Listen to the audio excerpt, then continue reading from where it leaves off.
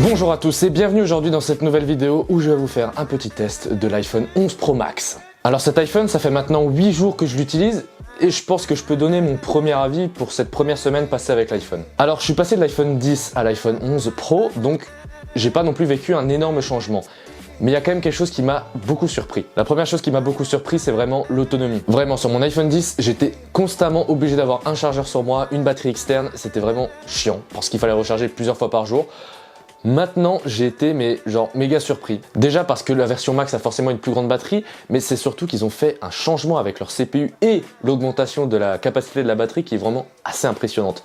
Je tiens aujourd'hui une journée mais très aisément, je finis souvent la journée à 60-70%, ce qui est vraiment énorme, hein. Je l'utilise pour écouter de la musique avec des AirPods, je l'utilise pour aller sur Twitter, sur Instagram, pour regarder mes mails, pour aller sur Internet, pour faire plein de choses. J'ai effectué un petit test le week-end dernier justement où j'ai voulu voir un peu combien de temps il allait durer avec l'écran allumé. Donc j'ai consommé du média sur YouTube, sur Netflix, sur Prime Video, j'étais sur Internet, j'ai joué à des jeux, etc. Donc en Wi-Fi certes, mais j'ai quand même fait énormément de choses dessus. J'ai pratiquement tenu 8 heures écran allumé, et je crois que ça faisait environ 17-18 heures que le téléphone était débranché de sa prise. Et franchement, il a sacrément bien tenu et je suis méga impressionné. Et malgré cette autonomie en hausse, ils n'ont pas fait de concession, l'écran est vraiment magnifique, il est plus lumineux que mon iPhone X, mais pas spécialement beaucoup mieux défini. Mais c'est toujours un plaisir d'avoir cette nouvelle technologie d'écran, le Super Retina XDR. Ils nous l'ont présenté dans un moniteur plus tôt dans cette année et ils l'ont mis sur ce nouvel iPhone, donc le 11 Pro et le 11 Pro Max, et honnêtement, ça fait bien le taf. J'ai essayé de regarder quelques films en 4K, je suis allé sur Netflix, je suis allé sur YouTube qui bride toujours les vidéos en 1080p bien évidemment, et le résultat est là. L'écran est vraiment excellent, rien à redire dessus, c'est vraiment un plaisir à utiliser tous les jours.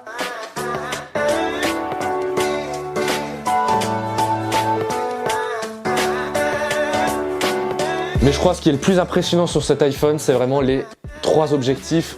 J'ai été vraiment très surpris. Le truc qui m'a le plus surpris, je pense aussi sur ce téléphone, c'est vraiment le mode nuit. Parce que sur mon iPhone X, disons que les photos de nuit ou quand il faisait sombre, c'était pas vraiment top.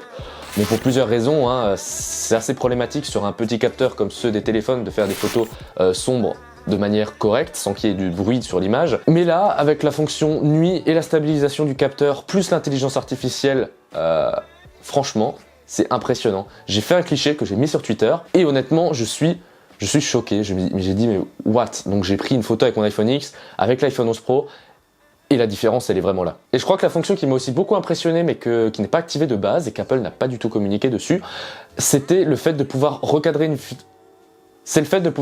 photo après l'avoir prise. Je m'explique. En gros, vous prenez votre photo avec le capteur principal, mais il y a quelque chose sur l'image qui a été rogné parce que vous avez mal pris, mais vous le remarquez qu'après.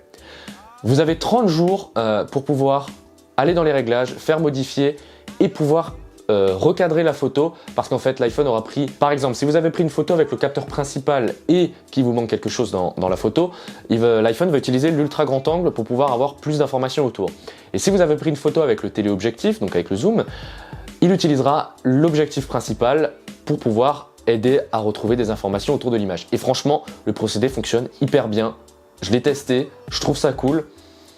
C'est le genre de truc qui peut paraître vraiment anodin, voire même inutile, mais ça peut vite aider en fait. Une autre fonction que j'ai pas trouvé très utile, c'était les slow fees. Faire des slow motion avec la caméra avant, est-ce que c'est vraiment utile? Et maintenant parlons un peu du design. Le design est vraiment très bien soigné. Franchement, beaucoup de gens disent que ces 3 capteurs, ça ressemble à une plaque de cuisson ou je sais pas trop quoi, mais enfin ça ressemble à rien pour certaines personnes. Moi je trouve que si, en fait, il a vraiment quelque chose, enfin je sais pas, ça lui donne encore une nouvelle identité puisque même si d'autres constructeurs ont fait 3 appareils photo, ils n'ont jamais fait dans cet ordre-là, ni avec ce design. Et franchement, en main, il est impressionnant. Avec son dos mat en verre poli, il est juste vraiment beau. Pour l'instant, je l'ai mis dans une coque, donc la coque de Apple, la Crystal Clear à 45 €.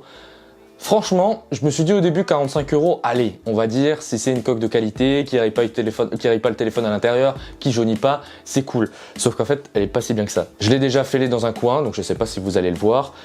Et plusieurs fois, j'ai plié les deux rebords ici, sans vraiment le vouloir, en essayant de mettre le téléphone dans la coque. Et honnêtement, du coup, elle est pas si dingue que ça. D'autant qu'elle est pas du tout rigide, elle est vraiment très dure et elle fait assez épaisse en poche. Bref, pour finir, honnêtement, c'est vraiment un très bon produit. L'encoche ne me gêne toujours pas sur ce téléphone. Je trouve que Face ID, c'est vraiment la meilleure chose au monde. Franchement, je kiffe cette impression de ne pas avoir de sécurité sur son téléphone. C'est vraiment un plus, tout en sachant que c'est très sécurisé. La capacité de cet iPhone à avoir quelques petites surprises que n'a pas annoncé Apple, comme par exemple le fait de pouvoir recadrer les photos, ou alors avec la nouvelle puce U1 qui permet littéralement à l'iPhone de savoir où il est spatialement. Pour l'instant, ça sert que si vous êtes par exemple en AirDrop et que vous pointez le téléphone de quelqu'un d'autre parmi plein d'autres téléphones qui seraient autour, il va apparaître en gros.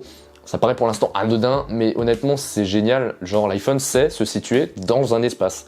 C'est littéralement un nouveau sens qu'a l'iPhone. Néanmoins, toujours le point négatif de se dire que il y a encore du Lightning, ce qui n'est pas du tout cohérent. C'est un iPhone 11 Pro. Mon MacBook Pro est avec de l'USB-C. L'iPad Pro est avec l'USB-C. L'iPhone 11 Pro, il est au Lightning. Du coup, je trouve ça pas si cohérent que ça. Mais au moins maintenant, on a le droit d'avoir un chargeur rapide 18 watts et du coup, le câble est de USB-C à Lightning. Ce qui permet enfin de brancher son iPhone sans adaptateur sur un Mac. Merci, enfin. Voilà, j'espère que la vidéo vous a plu. Si vous avez n'importe quelle question sur cet iPhone, n'hésitez pas à le dire dans le commentaire, à lâcher un petit pouce bleu, ça me ferait toujours plaisir. Je vous remercie, je vous dis à la prochaine. C'était Résiac, ciao.